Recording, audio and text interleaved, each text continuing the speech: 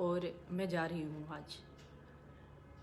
और मुझे अभी भी लगता है कि मैं कहीं भी गलत नहीं हूँ और कानून की जो प्रक्रिया है, चाहे वो जांच के हिस्से में कुछ भी हो, उसमें मैं पूरा सहयोग करूँगी। पहले भी मैंने किया है। जिस तरह से समाज में अच्छे कामों को लेकर मैंने अपनी भूमिका निभाई है, उसी तरह से इस केस में मेरे खिलाफ अगर कार्रवाई होती है तो मैं उसके लिए तैयार हूँ।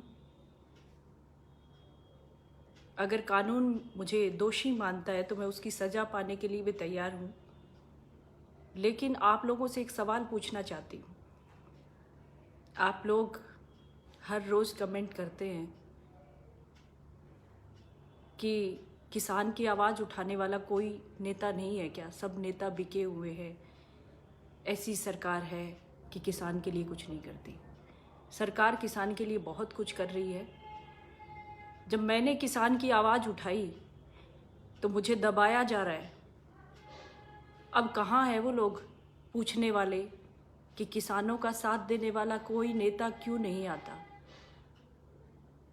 जब मैं आई हूँ तो मुझे दबाने और कुचलने में लग गए।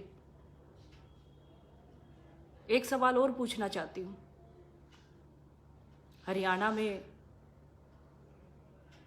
भारत का जो सबसे अग्रणी प्रतिनिधित्व करती है वो हरियाणा की खाप पंचायतें हैं, और वो खाप पंचायतें हमारी परंपराओं के तहत फैसले करती है। और हमारी परंपरा क्या कहती है, जब एक लड़की को बेइज्जत किया जाता है तो हमारी परंपरा में क्या आता है, हमारे माँ बाप क्या सिखाते हैं हमें कि या तो उसका थप्पड़ से वहीं जवाब दे के आना या फिर घर आके बताना। वो लड़की थाने नहीं जाती। ये हमारी परंपरा का हिस्सा है। आप लोगों से पूछती हूँ, आपकी माँ, बहन, बेटी के साथ अगर इस तरह का दुर्व्यवहार होता है तो भाई जाता नहीं है क्या लठ उठा के उसको पीटने के लिए? थाने नहीं जाता, वो उसका सबक सिखा के आता है। रोज सवाल करते हो, इतनी रेप की घटनाएं हो गई, इतने अपहरण हो गए, निर्भया जैसे कांड हुए, कैंडल मार्च निकालने के लिए खड़े हो जाते हो इंडिया गेट पे। उसकी फुर्सत है आपको कैंडल मार्च निकालने की जब इस तरह के कांड को रोकने के लिए जब कोई महिला खड़ी हुई है।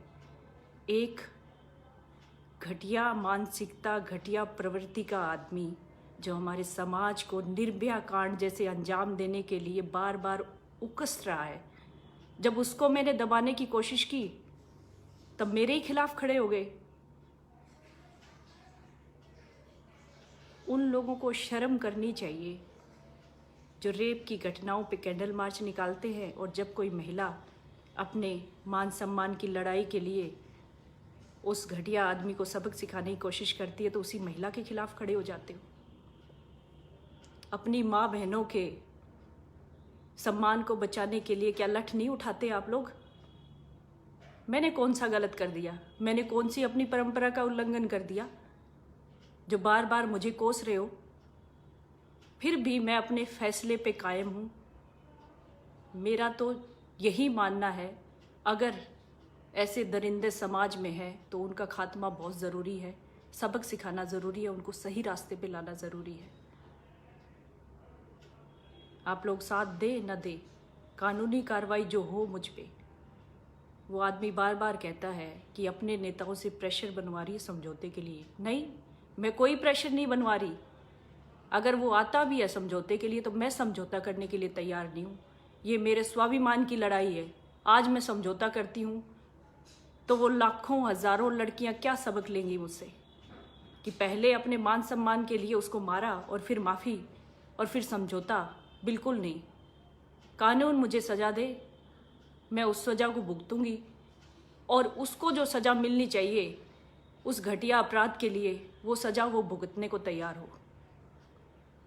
इसके लिए चाहे मुझे फांसी पे चढ़ा दिया जाए, मैं चढ़ने को तैयार हूँ। अकेली महिला हूँ। मेरे पति का स्वर्गवास हो चुका है 3.5 साल से। मेरी एक बेटी है। आज मैं आवाज़ नहीं उठाती, कल को मेरी बेटी को भी इन्हीं परेशानियों का सामना करना पड़ेगा। कोई आदमी नहीं है सर पे मेरे, तो इसका मतलब कोई भी मुझे जलील करेगा, बिल्कुल सहन नहीं करूँगी। और इतना हौसला है मेरे अंदर कि मैं इस लड़ाई को लड़ सकूं, कभी हार नहीं मानूंगी। चाहे मेरा कोई साथ दे या ना दे।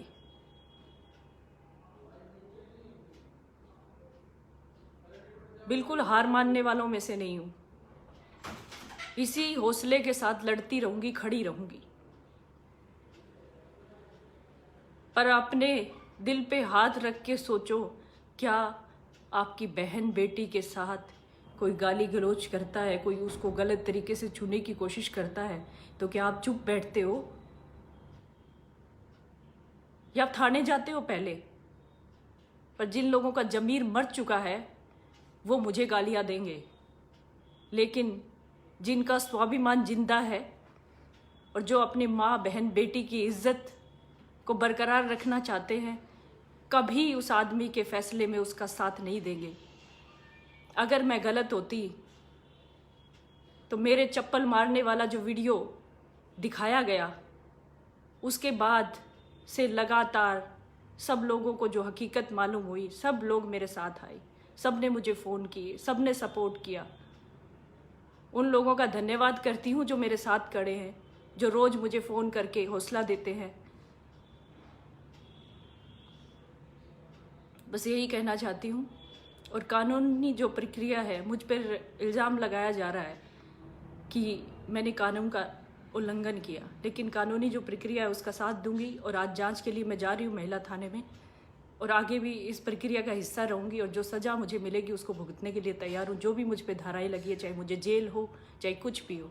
और आज मेरी बेटी ने भी मुझे हौसला दिया कि माँ, आपने किसानों के हक के लिए आप लड़ रही थी, किसान के लिए आप मंडी में गई थी, और उसमें किसी आदमी ने आपके साथ ऐसा व्यवहार किया तो आपने अच्छा किया।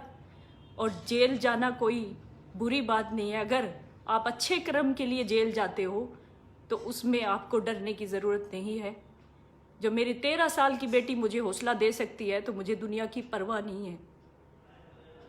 मेरी बेटी मेरे साथ है, मेरी सास, मेरे देवर जेठ मेरे साथ है, मेरे भाई बहन मेरे साथ है।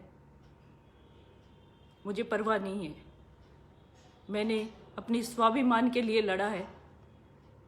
मैंने कोई गलत काम नहीं किया।